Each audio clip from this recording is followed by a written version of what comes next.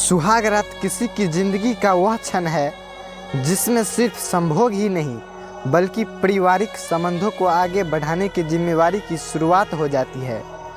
किसी की सुहाग रात की कहानी इतनी शानदार होती है तो वह अपनी ज़िंदगी के हर पल को कुछ उसी तरह याद करता है, जबकि कुछ लोगों के लिए शादी की पहली रात दर्दनाक दास्तां बनकर रह जाती है। ये कहानी किसी एक की नहीं बल्कि घर घर की है, क्योंकि ऐसा कई बार देखने को मिला। उत्तर प्रदेश में भी कुछ ऐसा ही हुआ, जिसके बारे में सुनकर आपको उस पति के हैवानियत पर गुस्सा आएगा तो वही उस नई नवेली दुल्हन की हालत पर तरस आएगी। इस दर्दनाक दास्तां की शुरुआत होती है शादी के दिन से। लड़की की पिता अपनी बेटी को बड़े अरमान के साथ शादी के बाद दूल्हे के साथ विदा करता है। वह अपने ससुराल पहुंचती है तो वहां सारे रस्मों रिवाज निभाए जाते हैं।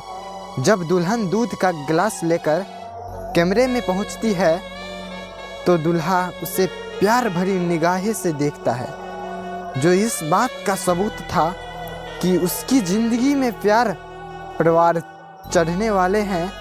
शादी की पहली रात संभोग के साथ ही पारिवारिक संबंधों की डोर भी मजबूत होने वाली है।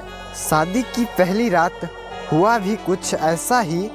पति और पत्नी दोनों ने एक दूसरे के ऊपर प्यार जताया, लेकिन ये प्यार चंद मिनटों का ही रहा और उसके बाद पति ने अपना असल चेहरा दिखाना शुरू कर दिया। पहले तो उसने कम दहेज दिए जाने को लेकर पत्नी को खरी खोटी सुनाई, जिसे वह चुपचाप सुनती रही। 7 जन्मों तक साथ निभाने का वादा करने वाला दूल्हा चंद रुपयों और सामान के लिए अपने घर आई। नई नवेली दुल्हन को काफ़ी देर तक तने मारता रहा, उसके घर वालों की बुराइयां करता रहा, यहाँ तक कि उसका मन नहीं भरा तो उसने शादी की पहली रात पत्नी के साथ मारपीट भी की। उसकी हैवानियत से तंग आकर जब लड़की ने दूसरों की परिवार वालों को पूरी बात बताई तो कहानी ने अलग मोड़ ले लिया। घर वाले अपने लड़के को समझाने की बजाय उसके साथ हो गए, यहाँ तक कि दूल्हे और उसके परिजनों ने मिलकर नई नवेली दुल्हन को बुरी तरह पीटा। उससे हर हालत में दहेज की मांग करते रहे।